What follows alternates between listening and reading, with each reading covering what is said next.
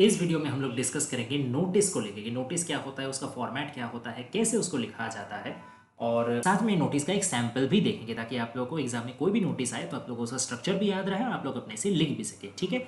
और आई बटन में मैंने प्लेलिस्ट का लिंक दे दिया है जिसमें आपका एसएससी का बाकी टॉपिक्स के ऊपर भी मैंने वीडियो बना के रखा है, तो उसमें भी आप लोग चेक कर लीजिएगा। 2-3 वीडियो और मैंने डालना बाकी, वो भी कल तक डाल दूंगा, तो उसमें भी आप लोग चेक कर लीजिएगा। Okay, so let's start. Notice basically क्या होता है कि कोई भी व्यक्ति को या कोई इंस्टीट्यूशन को या कोई पब्लिक बॉडी को अगर कुछ बताना रहता है नॉर्मल, ठीक है, कस्टमर को बताना रहे या पब्लिक को बताना रहे या अपने एम्प्लॉयज़ को बताना रहे, तो वो एक स्ट्रक्चर्ड वे में उस चीज़ को ऑफिशियल तरीके से जारी करता है। इसी को कहा जाता है नोटिस। ठीक है।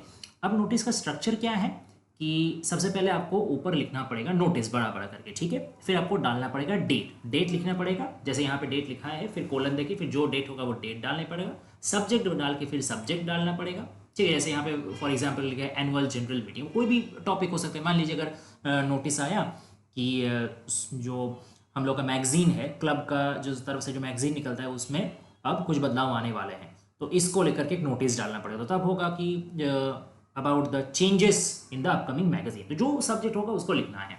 फिर नोटिस का जो मेन बॉडी है वो ऐसा होगा कि this is to inform all, फिर एम्प्लॉयज़ हो तो एम्प्लॉय, स्टूडेंट्स हो तो स्टूडेंट्स, जो भी रहेगा उस कंसर्न, मतलब जिसको इन्फॉर्म करना है, दैट द, फिर वो इंपॉर्टेंट चीज़ का नाम डालना है कि मतलब वो विषय का नाम डालना है जिसके ऊपर नोटिस लिखा रहा है, विल बी हेल्ड ऑन, फिर डेट डालना है कि कौन तारीख में वो होने वाला है, और फिर जगह भी डालना है कि कौन सा जगह में वो होने वाला है। ठीक है। तो मेन चीज़ क्या है कि सबसे पहले जो एड्रेस करना है कि किसके लिए वो नोटिस मतलब जारी किया जा रहा है, वो लोग को एड्रेस करना है। उसके बाद डेट डालना है, कब से ये नोटिस लागू होगा, कहाँ पे ये नोटिस लागू होगा और किसको किसको ये नोटिस फॉलो करना पड़ेगा, ये सब इन्फॉर्मेशन दे देना है।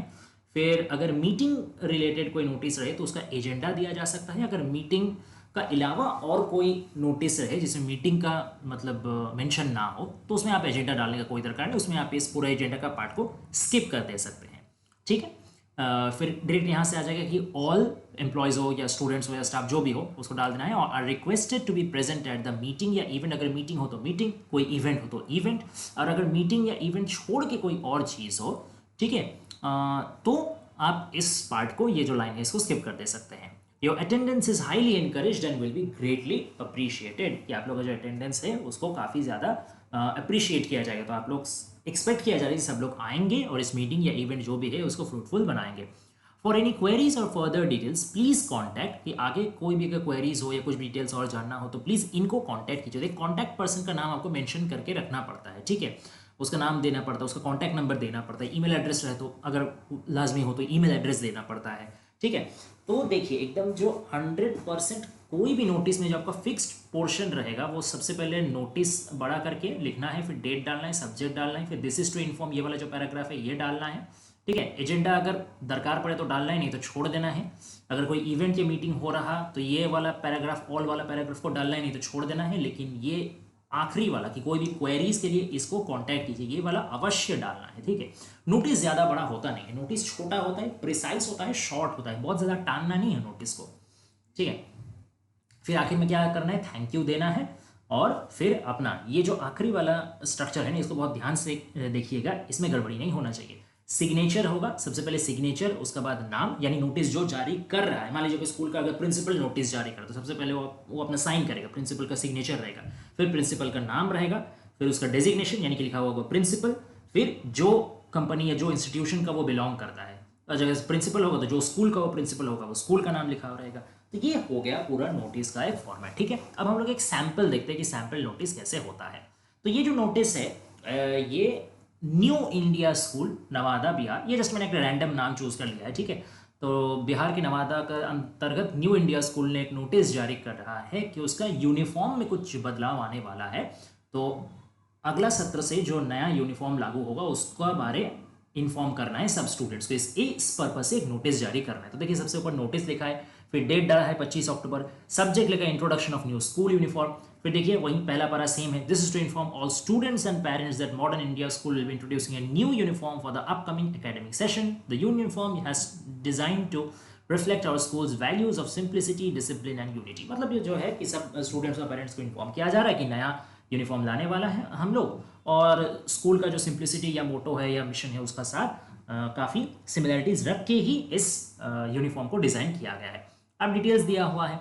अब देखिए हर चीज़ में नोटिस में मैंने आपको जैसे पहले ही बताया कि नोटिस काफ़ी शॉर्टकट होता है, लेकिन कुछ कुछ नोटिस में डिटेल आपको देना ही पड़ेगा, ठीक है ना। जैसे न्यू यूनिफॉर्म, अगर सिर्फ इतना बता के छोड़ दिया है कि न्यू यूनिफॉर्म इतना दिन से लागू होगा, बस सब कोई आ जाए, लेकिन बताया ही नहीं जाए कि यूनिफॉर्म कैसा होगा, तो पर्पस फुलफिल नहीं कर रहा ना। इसलिए थोड़ा समझ लेना पड़ेगा, जहाँ पे थोड़ा डिटेल्स देना ज़रूरी है वहाँ डिटेल्स देना पड़ेगा, जहाँ डिटेल्स देना ज़रूरी नहीं है वहाँ डिटेल्स छोड़ देना है। जितना कम में काम चल जाए बस उतना में ही काम चला लेना है, ठीक है। यहाँ डिटेल्स दिया हुआ है, बॉयज़ के लिए अलग, क्लास 1 से 5 के लिए, फिर क्लास 6 से 12 के लिए, फिर गर्ल्स के लिए भी क्लास 1 से 5 अलग, क्लास 6 से 12 अलग। अब देखिए ये दोनों पॉइंट है कि इम्प्लीमेंटेशन डेट मतलब कब से इम्प्लीमेंट होने वाला है, और एक अवेलेबिलिटी की कहाँ कहाँ अवेलेबल होगा। ये दोनों मैंने ऑरेंज कलर इसलिए किया है कि इसको आप छोड़ भी सकते हैं, क्योंकि नोटिस इतना बड़ा जनरली होता नहीं है, तो आप चाहो तो इसको छोड़ भी सकते हो।